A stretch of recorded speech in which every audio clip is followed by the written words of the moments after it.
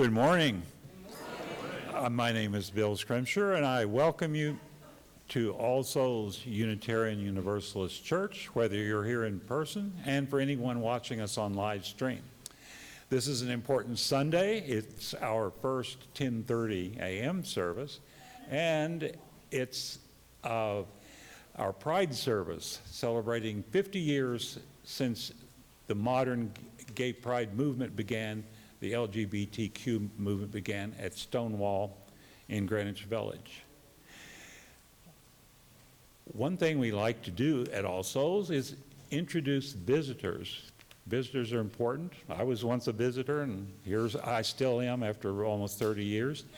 Do we have any members who brought guests, or do we have any guests who would like to introduce themselves? We'd like to have you stand, tell us who you are, and where you came from. All right, Kathy Weil, you could begin us. This is our friend Audrey Patrick. She's here visiting from Cleveland. From Cleveland, good to have you. Very nice to have you. That's how it's done. Do we have others? If there's no one to introduce you, feel free to introduce yourself. Do we have? I don't want to leave anybody out. None? Last chance. If you are a visitor and you haven't been introduced, you're still welcome. And visit our visitor tab. Make sure you visit the guest table out in the lobby and have a little chat, pick up some literature, and have something to drink, coffee or tea or water or whatever they've got. Thank you for being here, and welcome to our Pride service.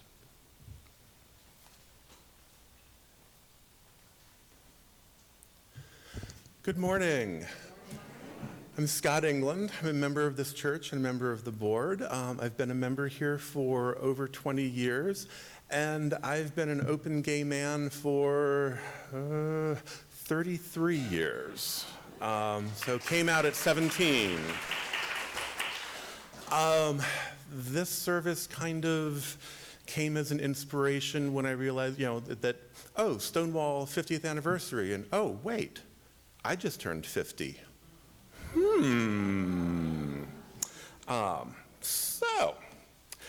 So our opening words today are from the Reverend Hannah Roberts Villeneuve, who's the minister of the UU Church of Cheyenne, Wyoming.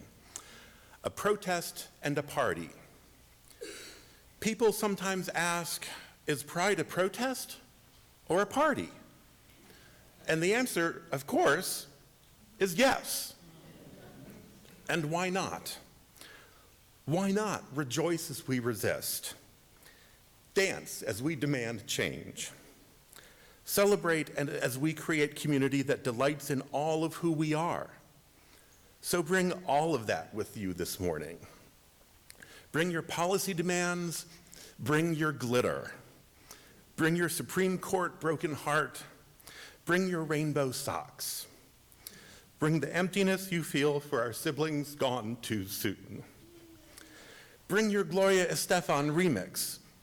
Bring your tender hope for change. Bring your most garish eyeshadow. Bring your spirit, tattered and battered by a world that seems insistent on choosing fear and hate.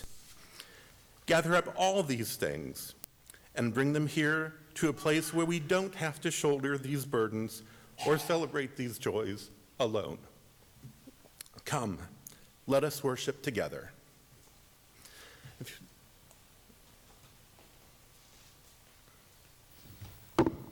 Good morning.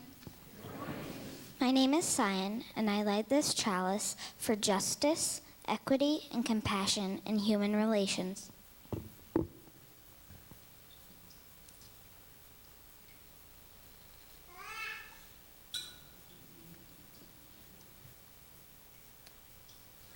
All right, if you all rise, please, and join in the covenant of our congregation. Together we affirm that goodwill is the spirit of this church, and service is its law.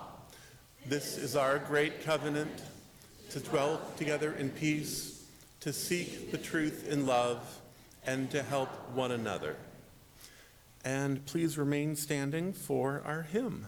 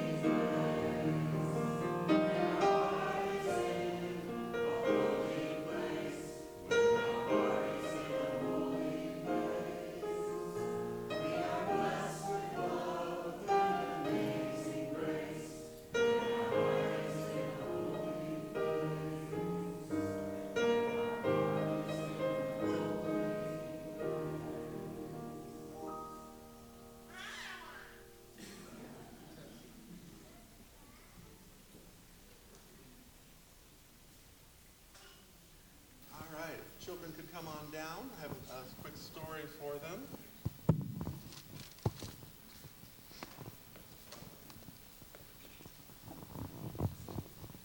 The young at heart can come on down too if you want. All right, so we've got a story today that is about somebody who has an idea of who they are and isn't sure if that's going to be accepted by people. It also involves something called the Mermaid Parade. Has anybody ever heard of that? No? It's a parade that happens in Coney Island, New York, and they've been having it for, I think, 37 years, and it's a way to kick off the summer, but it also celebrates the arts. And so a lot of people who are involved in that are also members of the LGBTQ community because just like that opening poem, we love glitter and we love costumes, and dressing up and getting to express yourself is a really fun thing to do. So this is a story, Julian is a mermaid. And for grown-ups, the pictures are up on the screen too. So there is a boy named Julian. And this is his abuela. And those are some mermaids.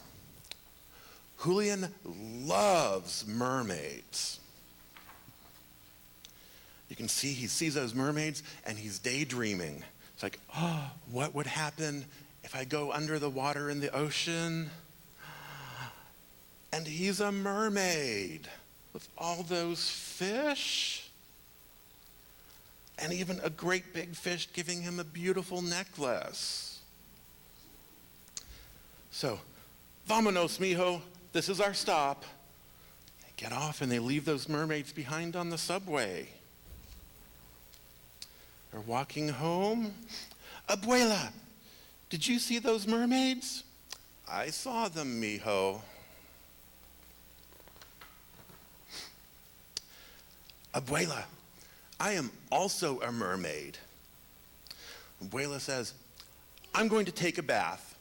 You be good now. Well, Julian has a good idea. Takes off his shirt, he takes off his sandals, he takes off his shorts, and look at that, he sees a fern. That fern is going to make some beautiful hair and some flowers. And look at that, he even finds some of Abuela's lipstick to put on his lips.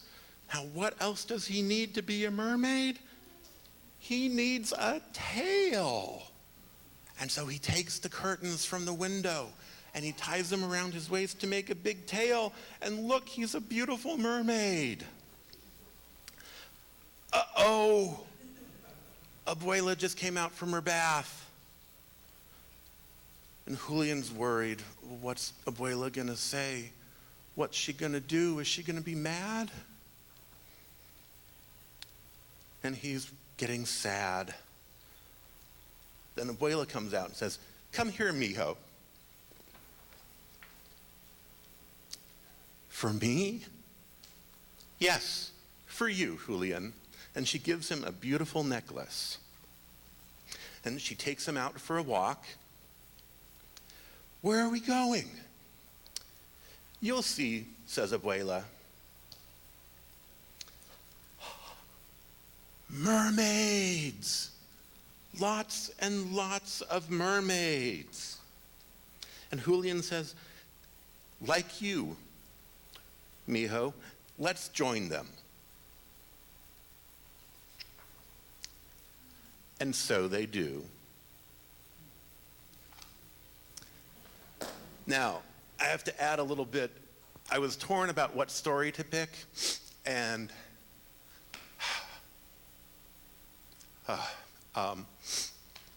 saw a post on Facebook from one of my former students, Camelia Jahan Shahai, who is working at a UU church in New York, and she shared that for their Pride service, they did Julian as a mermaid. And she said that she decided to help out her coworker and get dressed up as a mermaid. And she said while she was doing that, she thought back that there she was putting on her face, getting dressed up in drag as a mermaid. And she thought back to the first time she ever saw somebody in drag. It was me in Sunday school. And she said, you know, seeing somebody who was unafraid and able to dress up in drag at church for children and be supported gave her the courage as she grew older to be able to accept her own queer sexuality and her own creative identity. And she said someday she hopes that one of the kids she helped read that story to has the same experience. So, thank you very much, and now we'll sing the kids to their class.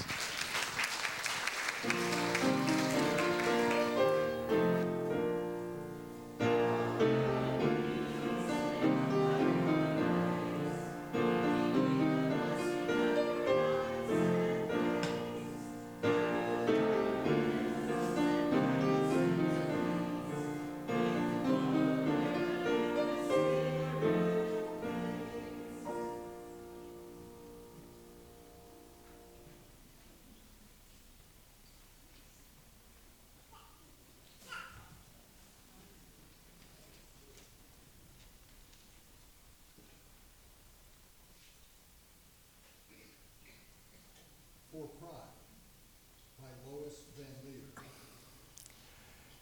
They will march, walk, wheel, dance, shimmy and shake, block upon block of undulating color, flesh, banners, signs, clothing, or lack thereof. Hands raised, hands linked, apart, together, singing, shouting, chanting, silent, joyous, tearful, nervous, afraid, proud, defiant, angry, happy, delirious, tentative, ecstatic, courageous, brave, free.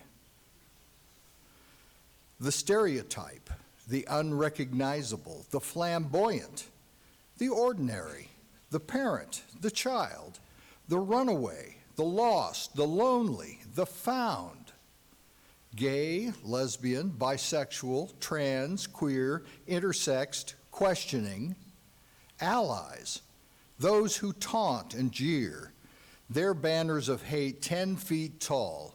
God made Adam and Eve, not Adam and Steve. Burn in hell, the other slogans, straight but not narrow. I love my gay child, standing on the side of love. One day a year, 1 out of 365, Mardi Gras out of season, festive, bacchanalian, tame, booths, food, shopping. Underneath, there is a history, resistance.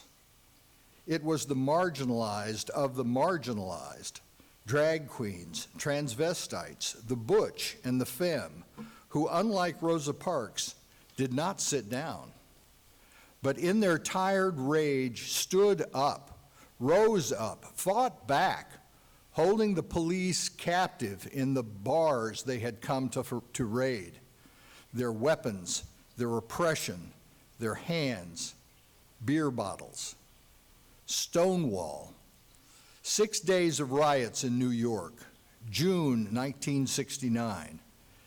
A year later, a march in Philadelphia, New York, Chicago, LA, San Fran, and now any weekend in June, anywhere around the world. Pride. Why do we march? For those who are not able, for those who have been murdered, for those who are ravaged by disease, for those who are still beaten, still taunted, still harassed, still victims, and still targets. Why do we march? Because some truths ain't self-evident, because all men ain't protected equal, and we love a good party.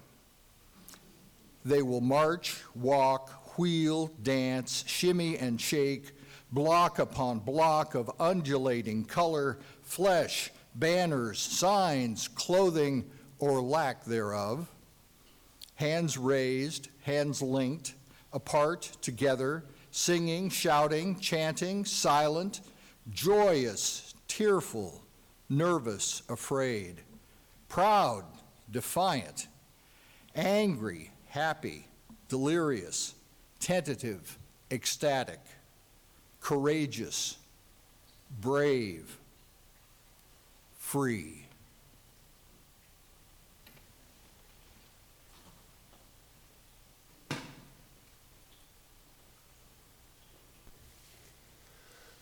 So, this year marks the 50th anniversary of the Stonewall Riots. How many people here were alive in June 1969? How many people were old enough to comprehend or to be aware of what was going on in the news or the newspapers? Hey, do you remember hearing anything about Stonewall back then? There wasn't a whole lot of coverage when it first happened. And even in the newspapers that did cover it, coverage varied. It wasn't seen as a great, bold step. It was seen as a bunch of homos and faggots getting rowdy and getting what they deserved. There are a lot of misconceptions about the riots, as well as LGBTQ history in general. That's to be expected because oftentimes the history of the minority rarely makes its way into the official records. It relies on word of mouth and folk tales to be passed on. The following video, Stonewall the Legend, seeks to examine some of the beliefs about Stonewall and get some confirmation from some of the people who were there. Who threw the first brick at Stonewall? Some say it was Stormy DeLavier. Marsha P. Johnson. Sylvia Rivera. It's a question that calls attention to overlooked LGBT elders, but also... Jason Mraz threw the first brick at Stonewall. Judy Garland threw the first brick. Scarlett Johansson. It's become an inside joke about queer icons and straight allyship. 50 years after the police raided the Stonewall Inn and its patrons mounted a resistance on the street outside, I still didn't know the answer to this question. Who threw the first brick at Stonewall? What I did know is that I'd heard this story over and over again.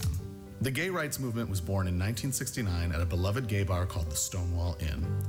The Stonewall Riot began when a drag queen, bereft by the death of Judy Garland, threw a brick at a police officer. The riot culminated in a Rockette-style kick line of drag queens facing down tactical police in riot gear. It's a beautiful story, but it's not exactly true. So, I gathered some people who were at Stonewall in 1969, some historians who had spent years studying LGBT history, and some contemporary queer writers to ask them, what's wrong with this account of Stonewall? They helped me break it down bit by bit. It didn't begin at Stonewall. Before Stonewall, we had the Daughters of Bilitis, we had the Mattachine Society. There was the sip-in at Julius's. And the movement in the world dates back to 1897 in Berlin with the founding of Magnus Hirschfeld's organization, which was the first gay rights group. So if gay rights didn't begin at Stonewall, why was Stonewall important? Because it led to the creation of the gay liberation movement. Gay Liberation Front was born out of the ashes of Stonewall. Gay Liberation Front is literally why we have everything we have today. They planned a march on the first anniversary of Stonewall. And people forget that there were 3 Pride parades. I was at the one in Los Angeles in 1970. We had a big jar of Vaseline on a float. It was a really in-your-face float. Oh, wow. Now here's a fundamental question about Stonewall. Was it a riot? And what we did is we were cheering and dancing in the street. That's not a riot. It was just a loud and bawdy, fun group of guys until it turned into a riot. It is called a riot, an uprising, a rebellion. I like the word rebellion, not overthrow the government rebellion from within. Next, was the Stonewall Bar as idyllic as some media portrays it to have been? The Stonewall Inn was a safe haven for the queer community. But it was a dump. It was a hellhole. Dirty, rundown, mafia run. A mafia sleazy bar, and they watered down drinks. Watered down drinks. There was a much better bar called the Cherry Lane. The 10th of always. Cookies. So the Stonewall Inn was neither New York's only gay bar nor an especially beloved institution. Now, let's talk about that drag queen who started it all. They said that she threw the first shot glass at Stonewall, and it was the shot glass heard around the world. One of the persistent myths about Stonewall is that Marsha threw the first cocktail glass. Marsha herself said in an interview that I did with Marsha, I didn't get there until 2. I was uptown. I didn't get downtown until about 2 o'clock, because when I got downtown, the place was already on fire and it was a raid already. Marsha P. Johnson's friend and fellow activist Sylvia Rivera is also sometimes credited with starting Stonewall. Sylvia Rivera is known for throwing the first bottle at the Stonewall Riots. Sylvia Rivera herself said in 2001, I have been given the credit for throwing the first Molotov cocktail, but I always like to correct it. I threw the second one. I did not throw the first one. First of all, that comment was probably tongue-in-cheek. Second of all, it's not certain that Molotov cocktails were thrown at all. Regardless of what Rivera and Johnson did at Stonewall, their impact on the trans and gay movements can't be overstated. When I see people saying Marsha and Sylvia were the ones who threw the first bricks, I want to remember them in a way that feels honest, because their legacies extend far beyond that night. However, there was a gender nonconforming person that several witnesses credit with catalyzing Stonewall. She was very butch and she was tough, and the police were being rough with her, and she was really fighting back. We have 4 independent accounts who said that this woman's fight with the police is what tipped the scales and set it all off. She called out to the crowd, "What are you doing? Why are you just standing there? Why don't you do something?" Some people say that woman was Stormy DeLavier, a lesbian who worked as a bouncer at the time. DeLavier sometimes took credit and sometimes denied her role, but so far there's been no conclusive proof of who exactly that butch woman at Stonewall was. And now, ladies and gentlemen, Judy Garland. Judy Garland's funeral took place at Campbell's Funeral Home on the afternoon before the events at Stonewall. The patrons of the Stonewall used their grief over Judy's death to rise up and fight back. But were the two events related? The worst question that people ask about Stonewall is whether it was caused by the death of Judy Garland. If one looks at the accounts published in 1969, there's only one account that mentioned Stonewall and Judy Garland, and that was written by a right-wing columnist to mock the movement. You're trivializing our anger and oppression of 2,000 years to a singer. So I went to Judy Garland's funeral, and a lot of Stonewall Queens did. Oh, it was like Noah's Ark. All of Judy's fans. God bless Judy Garland, but no, she was not the cause of the Stonewall Riot. No. So now, let's talk about that brick. One of the most derided representations of the first brick came from the 2015 movie Stonewall. Gay power! All anyone wants to talk about is who threw the first brick. Who threw the first brick? People claiming I threw the first brick. First off, it asks were bricks thrown. Where were those bricks found? Apparently there was a construction site that had a pile of bricks. I heard that last week. Did they show you a picture of that construction site? It's possible they were pulling rocks from the street. I haven't determined where that would have been unless it was in the park. If there's a tree pit, they're usually lined with something. Around this tree, there were these stones. I pulled up the stones. I know I threw stones. I don't know if I threw a brick. I doubt it. I think I was a stones man. So objects were thrown that may or may not have been bricks. But amidst all this chaos in the streets, did they really form a kick line while facing down police in riot gear? No, there was not a kick line at Stonewall. There were many kick lines at Stonewall. And I'll be glad to give you the lyrics. We are the Stonewall girls. We wear our hair in curls. We don't wear underwear. To show our pubic hair. It was done to the tune of the Howdy Doody theme. It's howdy doody time. You're right, it is. All right, so we've worked out a framework for what happened at Stonewall that many people can maybe mostly agree on. But why does this even matter? Why are we nitpicking this to death? Because when we talk about what happened at Stonewall 50 years ago, we're also talking about issues the LGBT community is still wrestling with today, namely transphobia and racism. There's one graphic I'm thinking about in particular, trans women of color throwing bricks at cops gave me the right to get married. I think a lot of people cling on to these narratives because trans women of color are often already sidelined. I mean, there were some individual people of color, but it was not a group of trans people of color who started the rioting.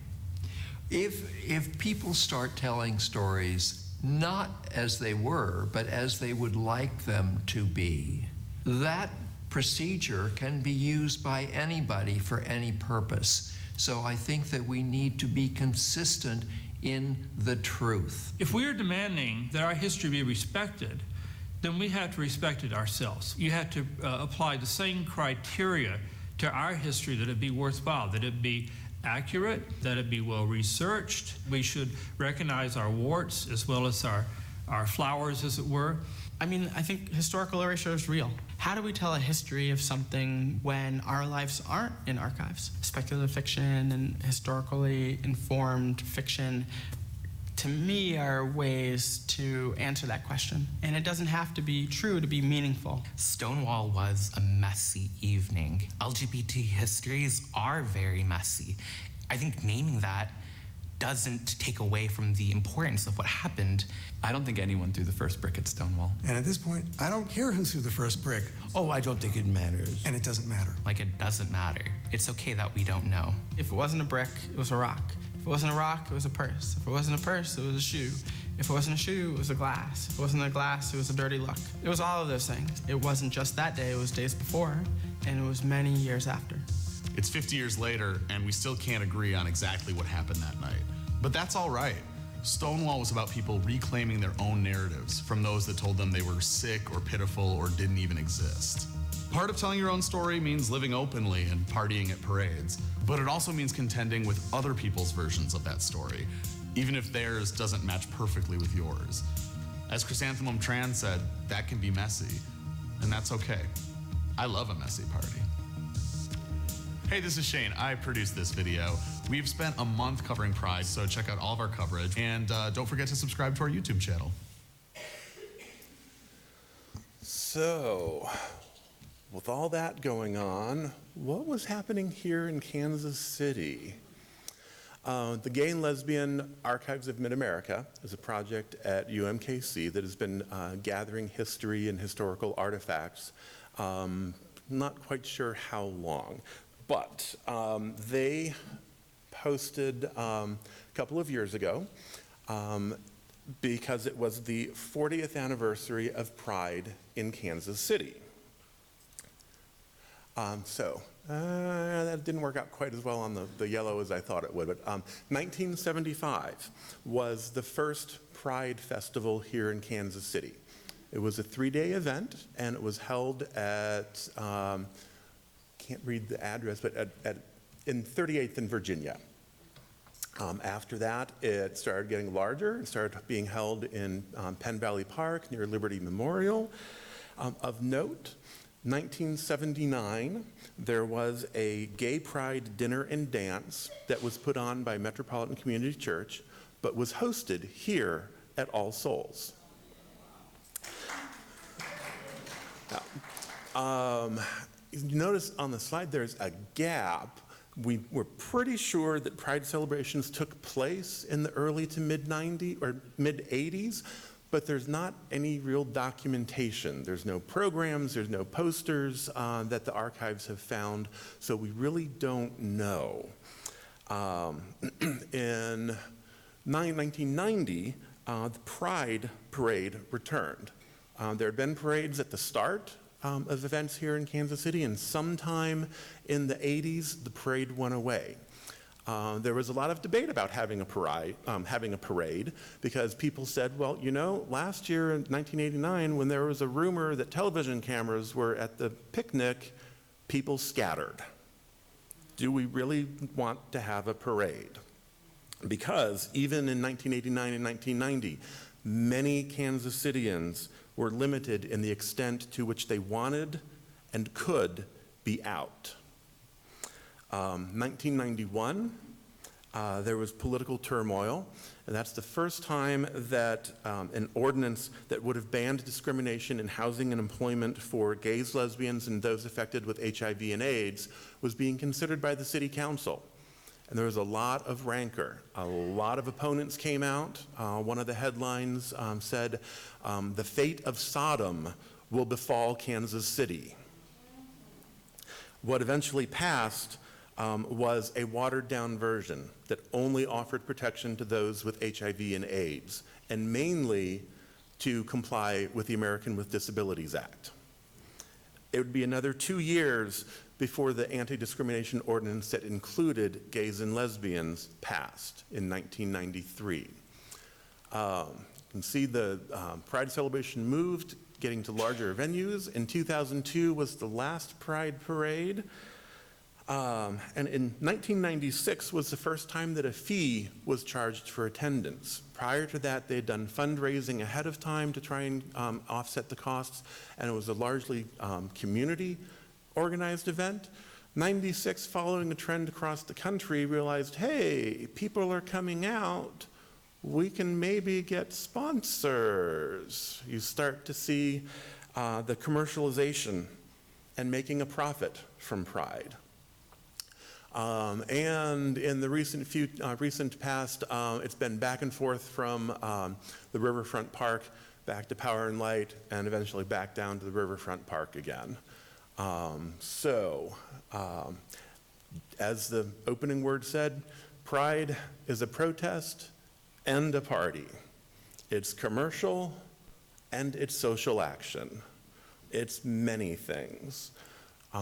So it's part of that confusing, messy history, and you will find people going to Pride for all sorts of different reasons.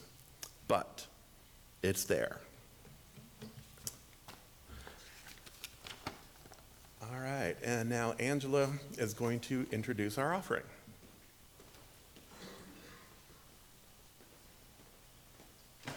Good morning. I'm here on behalf of More Squared, the Metropolitan Organization for Racial and Economic Equity, and I'm a member of All Souls and the Social Justice Committee here at All Souls.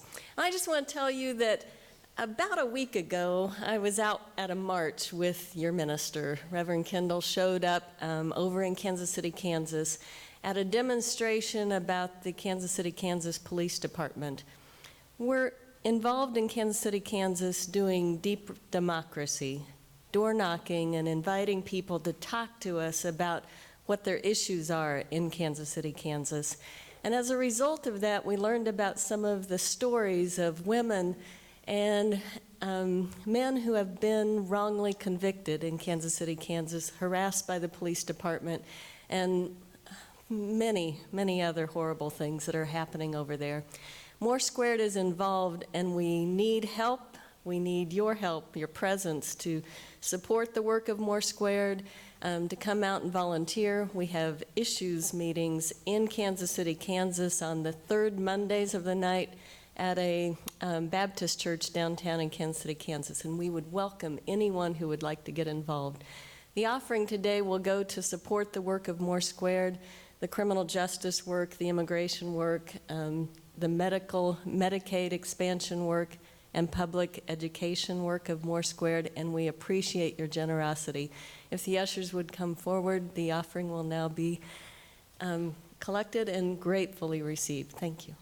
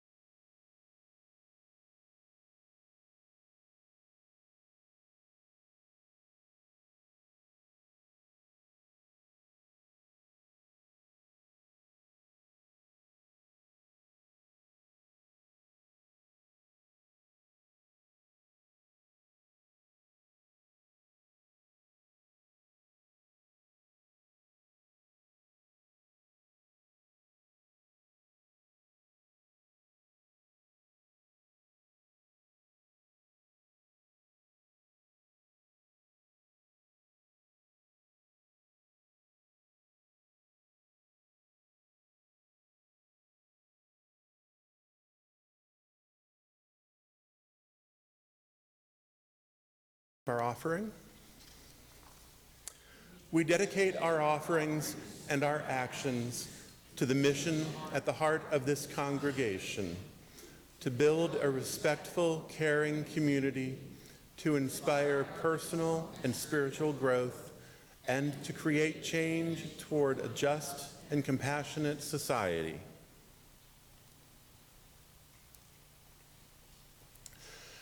Okay, so as I said, it hit me that Stonewall turned 50 this year and I turned 50. So I thought that was kind of an interesting perspective. So I hope you enjoy seeing some pictures of a much younger me with some context and ties in with the broader gay community and issues. So, June 28th, July 1st, 1969, Stonewall Riots happened. I was 6 months old. Up in the upper corner there, that's me with my sister. In 1970, it was the first Pride parades. As the video mentioned, they were in New York, San Francisco, and Los Angeles. In 1971, 72, 73, and 74, same-sex marriage cases were heard in state and the U.S. Supreme Court. Obviously, they didn't go very far. 1975 was the first Pride event in Kansas City. So I was 6 years old. And really, I think I should have had the fan. I've made up for it since. 1979 was the first March on Washington for lesbian and gay rights. And my sister and I were enjoying a new kitten. Would have been, let's see, 10 years old. We were living in Omaha, Nebraska. 1981, AIDS was first reported, initially called GRID, Gay-Related Immune Deficiency.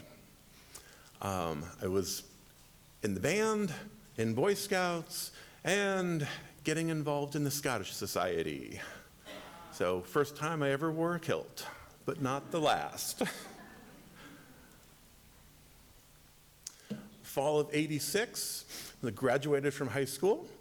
I started college at Trinity University on a full-ride Army ROT scholarship. Reason for that was I was starting to figure out, had been thinking through high school that, you know, I think I kind of have crushes on some guys, and senior year dated a girl, was convinced that, you know, she was my true love. We were gonna go off to college, stay together. Afterwards, we'd get married. I'd be in the Army or Navy. We'd have a house on base with a picket fence, 2.4 kids, a dog, a cat, all that. And if it didn't work out exactly like that, I must be gay. Well, about 2 weeks before graduation, she broke up with me. Because, well, our friends and her friends and my friends really didn't get along. And my reaction was, okay. Well, I didn't have that excuse anymore. But then that led to, what do? I've been offered a full ride, but you can't be gay and be in the Army. And how do I decline a scholarship without getting into that fact? So I was like, well, I still don't know. I haven't kissed a man. I don't know. I'm still just thinking about this. I'll go ahead and take the scholarship. Fortunately, the Army at least was wise enough to know that 17 and 18-year-olds are not quite ready to fully commit the next 12 years of their life. For a full ride 4-year scholarship, they gave you 1 year as a freebie. At the end of your first year, you could walk away, no obligation. If you took the scholarship after that, you owed 2 years active duty for every year of your scholarship. So I thought, I'll give it a try. I'll give it a try. Well, got down to Trinity University and met some guys and started hanging out with them. And within the first week of school, the gay community had their first meeting. And I was following, you know, had seen this guy that I thought was kind of cute and noticed he was walking north on campus and that's where the meeting was, and I'm like, oh, I think he's maybe going, oh, look at that, he's here in the meeting. Oh. Yeah, really recognized quite a few people. And eventually that year, I kissed a guy, and I liked it. So found out that, yeah, I probably pretty much was gay. Came out to my parents over winter break, doing what my dad called a hit and run coming out. Told them kind of backwards, got into the conversation, told them real fast over dinner, and within the next week was back on a plane down to San Antonio. Although there was enough time for my mom to set up an appointment with a counselor, because her response was, we love you, you're still our son, let's go to counseling. So I sat there in the office, very sullen, one-word answers to everything that the counselor was asking, and to my surprise, all she really was concerned about was, are you having any difficulties being out? No. Okay, well, I really don't see there's anything for me to do with you. It's more just working with your mom to help her realize it's not her fault, it's not anything she did. And you could have picked my jaw up from off the floor. I'm like, wait a minute, aren't you supposed to try and cure me or something? She's like, no, that's not my job. So, went back down, finished out the year, and let's see, 1987, that spring, the first antiretroviral drug, AZT, was released. It's also the first time I tried giving blood in my ROTC uniform, and was told, yeah, we can't take blood from you, even though I'd never been sexually active, but you're gay.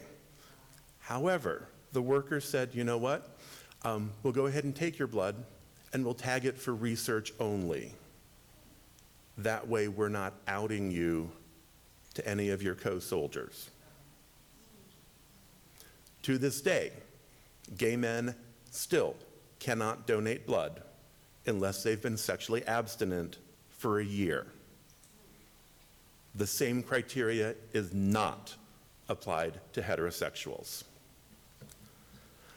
1987, transferred colleges, because my folks were like, well, if you're not going to be in ROTC and you're not going to be majoring in biology and you're all this, like, do you really have to be down in San Antonio?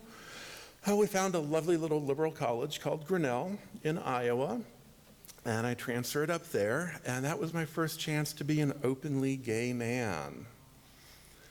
And guess what? That semester was the second March on Washington for lesbian and gay rights.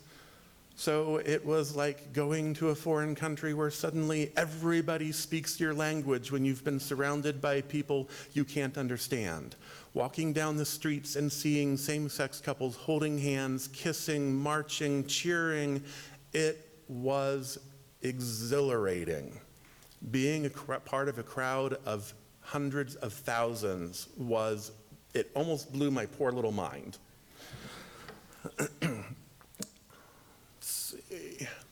1989 was the first time that I saw the AIDS quilt. Went and volunteered and was one of the monitors on the quilt. And no, I think it had been at, take that back, it had been at the 1987 March, and it was in the Ellipse. And after that, it had to move to the mall because it was too large. 1993, there was another march on Washington for lesbian, gay, and bi equal rights and liberation. That was the year that I graduated from nursing school, but I took a little break in spring semester and I went out for another march. Met up with folks from college and met up with my mom, who was volunteering on the AIDS quilt. I forgot to mention that 1986, the year I graduated from high school, was also the year that Bowers versus Hardwick was found that Georgia's criminal sodomy law was constitutional. And 1991 was the year that Sharon Kowalski's partner finally gained legal guardianship of her after decades of battling Kowalski's family.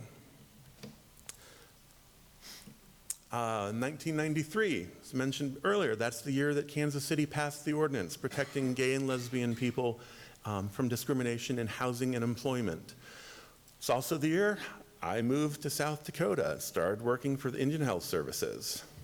Little bitty town, 28-bed hospital, and there I am, a gay man. Fortunately, it ended up not really being much of a problem. I didn't really date while I was on the reservation. I had relationships off-res, mainly in Omaha. So lovely long-distance relationship, driving 7 hours back one weekend a month to be able to see him, because the other weekend a month I had to take an on-call shift to be able to go ground transport back and forth to Rapid City or Sioux Falls. Lots of fun. 1996 was the year that Romer versus Evans was heard in the Supreme Court, and they struck down a law in Colorado banning cities from passing anti-discrimination laws that protected LGBT people. You notice a group that's still missing. Yeah, the T. So 1994, Don't Ask, Don't Tell is in effect. So it's finally kind of sort of maybe okay to be gay or lesbian in the military as long as there's not a reason to investigate you. 1996 went back for another display of the Names Project quilt, which was even larger and this time was more meaningful because I had actually made a panel to contribute to the quilt honoring the first AIDS patient that I took care of, which was on the Rosebud Reservation. 1996, the Defense of Marriage Act goes into effect. Still on the reservation and having lots of fun working with the kids, getting dressed up in costumes for Halloween, etc. 98, was starting to think, you know, I'm about ready to get back to the big town. And I happened to find a conference down here in Kansas City, linked me to Children's Mercy, and as fate would have it, got everything packed up and moved, came on down. And that's where I met Kelly. Through the Heartland Men's Chorus. I've been members of that he's been a member for over 20 years. I've been a member for 21. We've been together for almost 21 years now. So, September 27th, 2003, we got married here. Although the certificate from it says Holy Union. It did not say marriage. Now, also in 2003, sodomy laws were struck down in Lawrence versus Texas. And in Goodridge versus the Department of Health, the Massachusetts Supreme Court ruled in favor of same-sex marriage. So it suddenly became legal to get married in Massachusetts when we figured it was going to be decades before that happened in Missouri. 5 years later, Prop 22, which had said that marriage can only be recognized as between a man and a woman in California, was ruled unconstitutional, and Kelly surprised me by flying me out to San Diego so we could get married. Later that fall, Prop 8 passed, which put into the Constitution what Proposition 22 tried just making a law. It said only marriage between man and a woman is valid. 2011, Don't Ask, Don't Tell was repealed. And you can see from that little graph in the front, even though they weren't supposed to ask, people still got discharged. A lot. 2013, US versus Windsor. The Defense of Marriage Act was found unconstitutional, and Prop 8 was also found unconstitutional. That was the start of the nationwide sweep. State by state, we'd been gaining ground in recognition for relationships, but this took it to the national level. And then in 2015, Obergefell versus Hodges, the Supreme Court ruled for marriage equality. And that was the day that suddenly our relationship was legal in Missouri. So, hard to believe in 50 years how far we've come. But there's still so much more to go. Please rise as you are able and join in our song.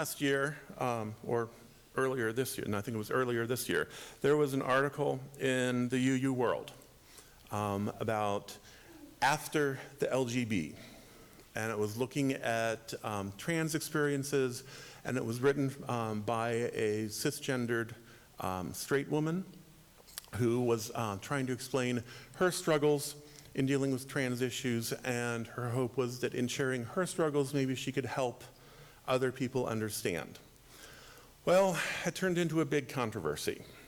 There had been a lot of feedback and back and forth prior to the article being published, and many trans folk felt that not only did it exclude their voice and their experience, but it propagated misinformation, and it once again decentered their experience. One of the people involved with that who had given feedback is Sir Alex Capitan. Z is a lay community minister, an organizer, educator, and editor. And in the latest copy of UU World, there is a section that is articles and essays by trans authors.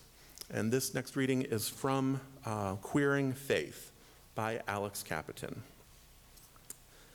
There are many truths about the word queer. Queer can mean strange. Queer can be a slur. Queer can be a self-identity term in terms of sexuality or gender.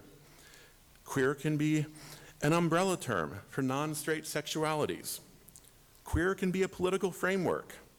Queer can even be an academic discipline. Queer theory was born in the early 90s as part of queer activism, which pushed back against the growing segment of privileged gay and lesbian people, arguing that they were just as normal as straight people. Queer activism rejects the idea that normal is worth striving for and aims to tear down or transform oppressive social systems and structures like marriage, rather than just trying to extend them to benefit a few more people. Queer theory is rooted in post-structuralism, which teaches that there is no such thing as a simple, universal, absolute truth, that there are always multiple, even contradictory, equally true interpretations and meaning of something.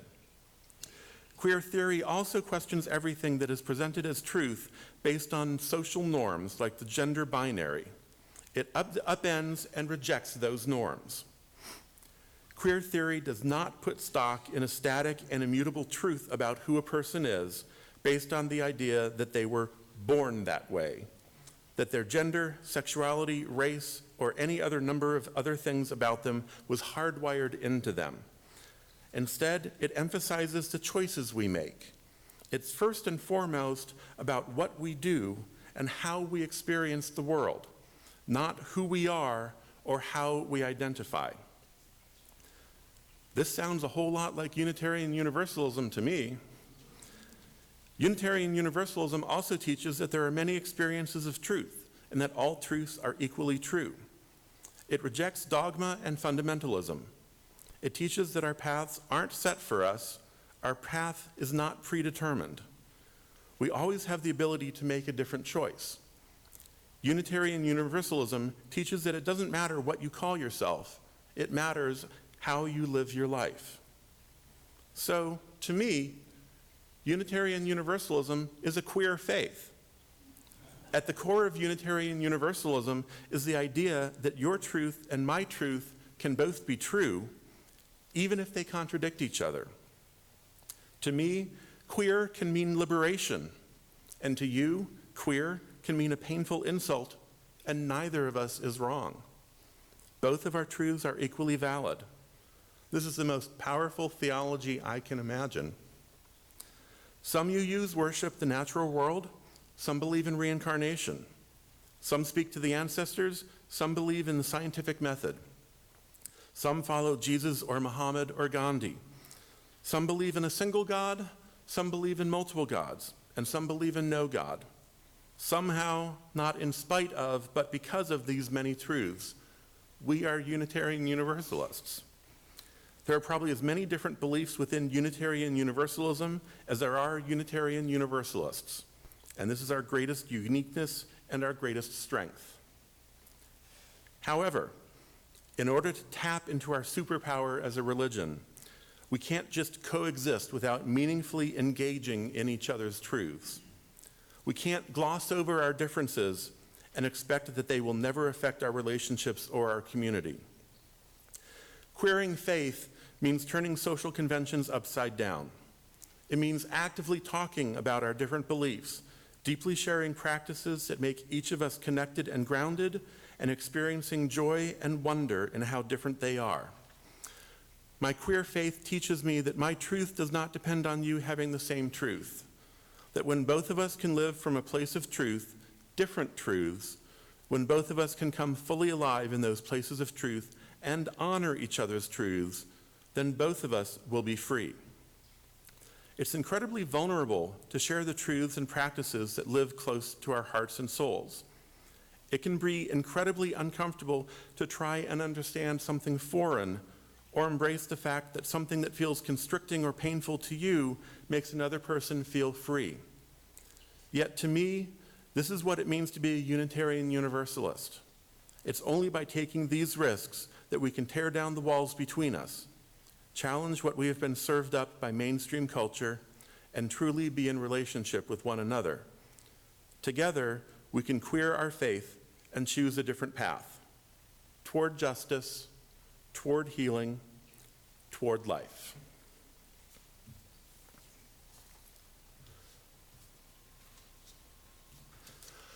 So, where do we go from here, 50 years after Stonewall? Well, like I said, we've made a lot of progress, but there are a lot of things that still need to happen.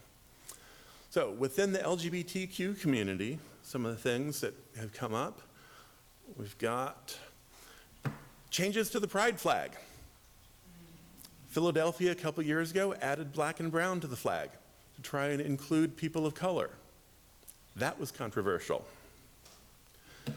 Then there was another design. This one included the black and brown as well as the pink, white, and blue for trans. This created controversy also. There is a flag for, I don't even remember which one this was for. There's another version of the pride flag, this one coming from the trans people of color community. Although from the website, it's like, well, is there really only one community? But the goal of this project was to try and center trans people of color by having not just a small little arrow, but half the flag. And their goal is that from this project, all funding goes to support projects related to trans people of color. Then, if you go to Pride Fest, you'll see stands selling all sorts of flags. You can see some examples of them here. I can't keep track of what all they are. So it's helpful to have a guide to go, what's that one? I've never heard of that. Okay. Now in society, we've got marriage equality. This is from the Human Rights Campaign, that finally, after 2015, marriage equality is recognized in all 50 states. But what about other things? Here's a map showing 6 different categories, and the color for the state shows which of those categories apply. So it's a hodgepodge. We've got states that don't allow religious exemptions in laws versus states that do. We've got adoption. Some states allow it, some don't. Some only allow it if it's public agencies. Well, then housing. The states in color are the only ones that offer housing protection. Employment, and there are differing degrees. It may only include sexual orientation and not gender identity. Hate crimes, again, may include gender identity, might not. But look how many don't even have anything. Those are the states in gray. Public accommodation. School anti-bullying. Education. Transgender health care. and documentation of gender identity. There are states that allow you to change. There are states that don't. There's some that only let you change it on your driver's license, but not your birth certificate. There are states that require that you have to have documentation of surgery in order to change your gender. And conversion therapy. There are only a handful of states that actually outlaw conversion therapy. HIV criminalization. There are still states where it is a criminal act, essentially, to be HIV positive. Somebody can be charged and jailed. So, the Equality Act has passed in the House. It's been introduced multiple times over the past decades. What it would do is amend the 1964 Civil Rights Act by extending protections based on sexual orientation and gender identity, this at a national level. However, with Republicans in control of the Senate, it's not likely it's even going to get a hearing in committee, let alone reach a vote on the floor. So, our legal state at this point is still a very messy hodgepodge and patchwork. So, marriage equality is great, but that's not the only thing that we're fighting for. We still have a lot of work to do. One thing that is related to the trans article, and with so many other things and changes, there's a quote from another essay in the UU World that the author says, "I began to notice that one deep assumption connected each mistake to the next. The assumption that we are all beginners at this trans stuff. And as I heard people respond with, but it's also new. How can you expect us to get it right? And don't shame people for not knowing better. I remembered where I'd heard it before. I heard it when someone asks that others stop relying on words and metaphors that exclude disabled people. I've heard it when white UUs have been asked to practice decentering whiteness and include voices and practices that honor black people, indigenous people, and/or people of color. I've heard it when discussing the possibility of updating a reading that was written before inclusive language became standard. When any of my friends or beloveds ask for real change that challenges the norms and traditions of UU culture, I hear the refrain, we're new at this. It's too hard. It disrupts everything and it makes me uncomfortable. As I look out at the world and wonder about Unitarian Universalism's place in it, I am more and more convinced that we must stop excusing ourselves from the world and life-changing work of justice by claiming that we don't know what to do because we are just beginners. There is no excuse for refusing to learn when there are teachers all around. The person saying, hey, call me by my name, and yes, my pronoun is they, is your teacher. The person saying, it's not good enough to quote all white men in your sermon, is your teacher. The person saying, I can't get into your building, and when I do, you ignore me, is your teacher. The person saying, it's not about your comfort, is your teacher. The teachers and the lessons have been here for decades. It's time to learn.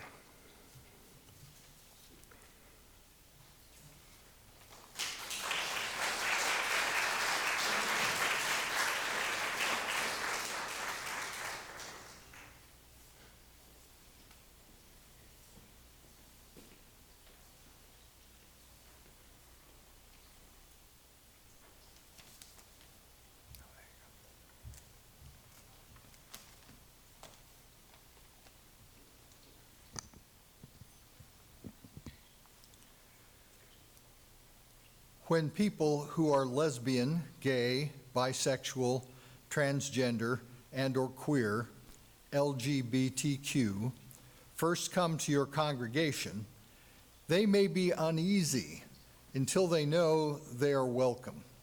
Many religious denominations and individual churches are actively hostile to and condemning of LGBTQ people. Ignore them and or claim to treat everyone the same regardless of sexual orientation and gender identity, expression, refusing to acknowledge that LGBTQ people face additional issues in society and around matters of faith and religion. Because of this, many people who are marginalized on the basis of sexual orientation and or gender identity will assume that you and your congregation don't want them unless you clearly invite them in. To feel welcome in your congregation, members of oppressed groups need to know that the congregation is aware of their issues and that they are welcome as their full selves. Little things are often the most important. What will really make people feel welcome and what will make them want to return is inclusion in all aspects of congregational life. You can make it clear that they are welcome without their having to ask. Engage or re-engage with the Welcoming Congregation program. The Unitarian Universalist Association offers a volunteer program for congregations that want to take intentional steps to be more welcoming and inclusive of LGBTQ people.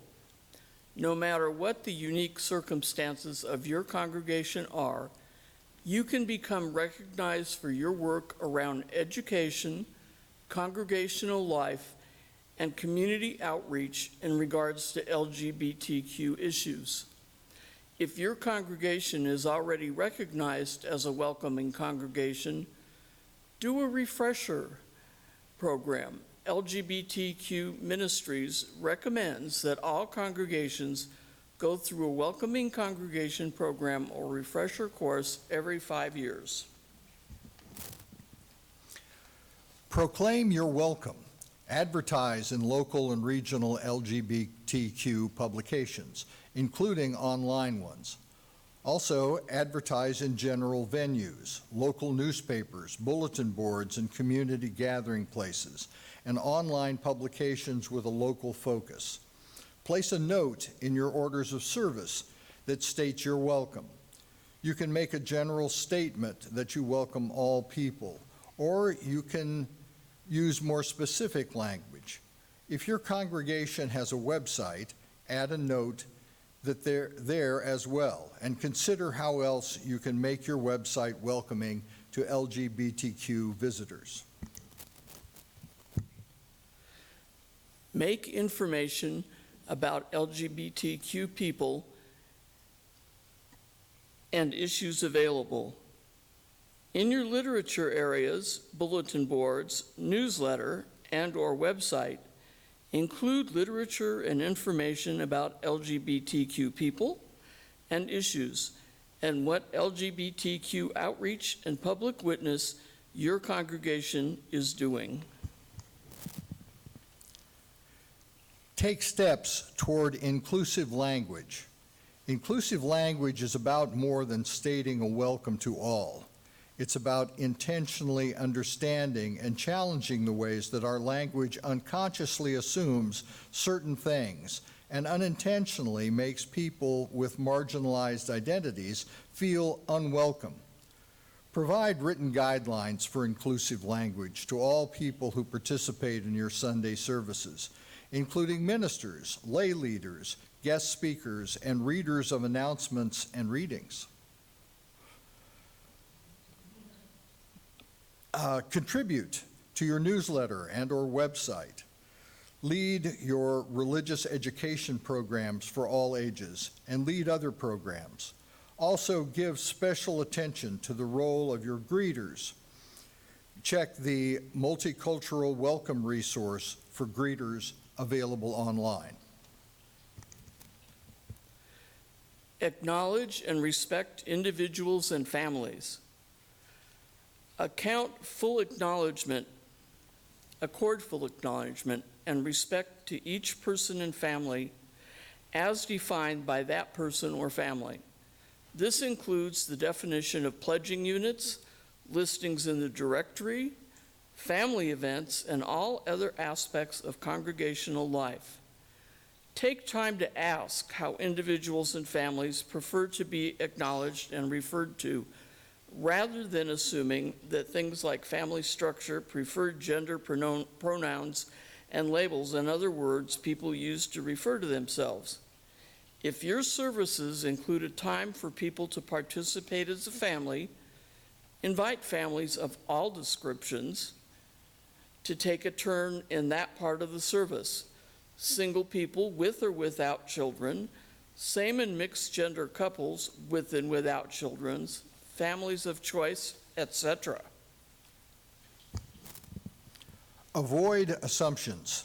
Avoid making assumptions about the sexual orientation or gender identity of any of your members or visitors, and be open to challenges to assumptions that you do make.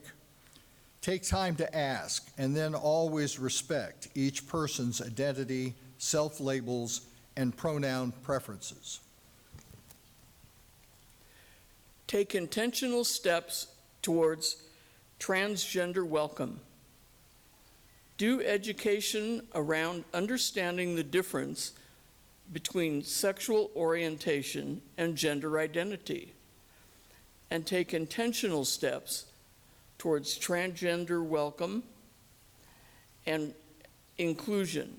For example, avoid dividing people into two genders in practice or in language. Create single occupancy bathrooms and signs directing people to them.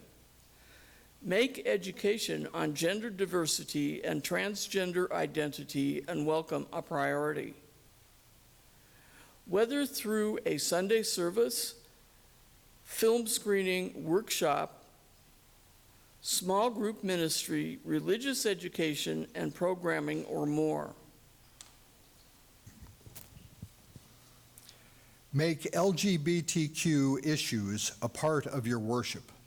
Hold services and sermons that address LGBTQ issues. Ask worship leaders to do supportive sermons. If there are openly LGBTQ people in your congregation, you could invite them to do a lay-led service, or just the sermon. Or you could invite friends and family members of LGBTQ people to discuss their experiences. Invite community leaders to lead you in worship around LGBTQ issues, or arrange for a panel discussion on an LGBTQ topic. Do outreach and public witness around LGBTQ issues. There are a multitude of ways to take action and show your support for LGBTQ people, no matter how large or small your congregation is or where you are located. If there are LGBTQ groups or organizations in your area, build relationships with them. Ask them what they need and how you can help. If there are openly LGBTQ people in your congregation, respect their guidance and leadership. Extend your welcome beyond sexual orientation and gender identity.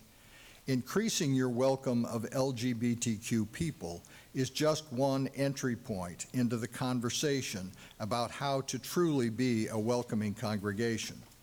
LGBTQ people, like all people, have multifaceted identities. They are people of color, they are working class, they have disabilities, they are immigrants, they are children and youth and single parents and elders. Is your congregation a welcoming congregation to all of these people also? Emphasize the fact that all are interrelated. Weave this into everything that your congregation does. Explore how homophobia and transphobia affect people with multiple oppressed identities differently. Offer Building the World We Dream About, a program about race and ethnicity, or check out www.uua.org/growth/inclusivity for more next steps.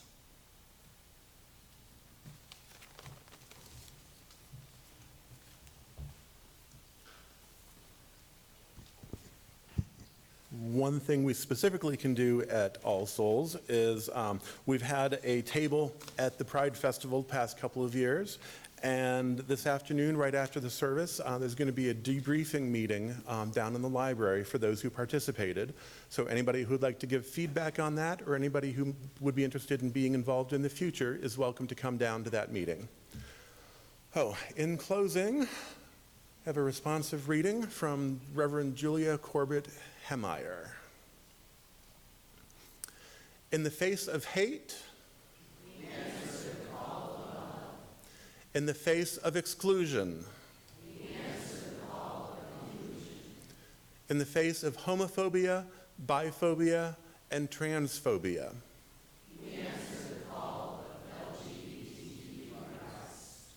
in the face of racism, in the face of xenophobia, in the face of misogyny, in the face of demagoguery, in the face of religious intolerance, in the face of narrow nationalism, in the face of bigotry, in the face of despair, as Unitarian Universalists, we answer the call of love, now more than ever. As we extinguish this flame, may you take the flame with you and carry it in the following week.